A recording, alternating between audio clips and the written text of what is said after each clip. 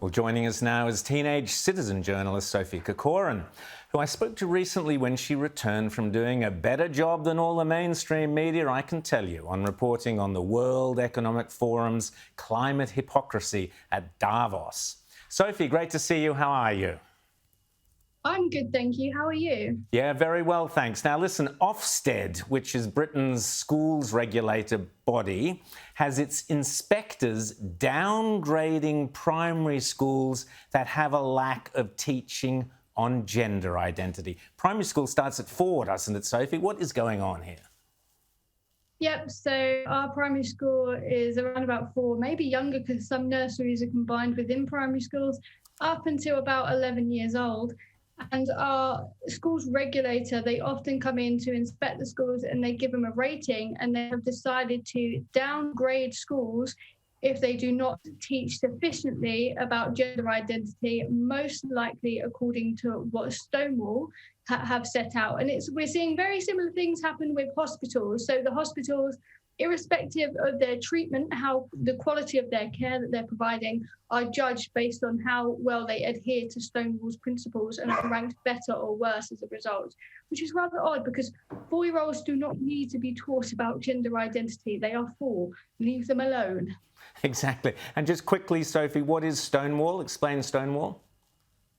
Oh, right. So Stonewall is an LGBT charity here in the UK that sets, and they often partner with setting curriculums. So we have, trans inclusion school kits and things, which enable schools to basically be able to know how they should teach gender identity and how they should treat those pupils. And then LGBT charity that basically lays down the rules of how businesses or schools should adhere to LGBT plus friendly policies. And what do parents make of all this stuff, Sophie? And more importantly, what do the kids make of it? Well, I mean, I'm sure the kids probably don't really care. I mean, they're 4. Yes. They don't care. Like, let's be honest, they're 4.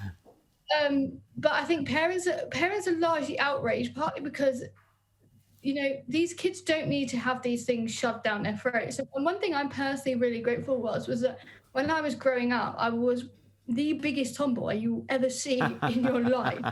I would wear Western pajamas. Like, I would not wear dresses. I play football. I still play football now, and I was just not a girl.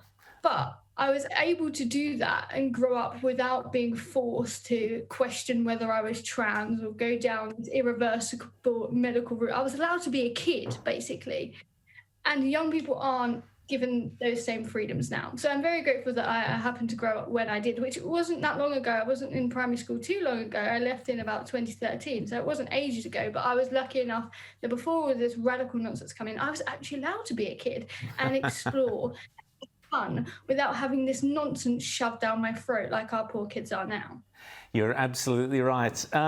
Sophie, it's strikes and more strikes in Britain. Rail workers, barristers, NHS. It's like Britain has gone back to the 70s, which I do remember, Sophie. I know you don't, but what's it like at the moment there in the UK? I mean, I think we have gone back to the 70s. I mean, we've got ridiculous strikes. The unions are holding crippling power. I mean, we've got the rail strike on today. Teachers are threatening to strike if they don't get a 12% pay rise, which is an enormous pay rise for a publicly funded salaried workforce. And we were seeing the same with barristers, the NHS. So we're going to have something called a general strike, which is what we would have seen in the 70s. We've also got unbelievable levels of inflation here. And Kate Bush was the top of the chart. So it's literally like we were literally transported back to the 70s. It is not very good, but yeah, it's really. I do feel like we need a Margaret Thatcher figure to come here and crush the unions at the minute because they're wielding too much power.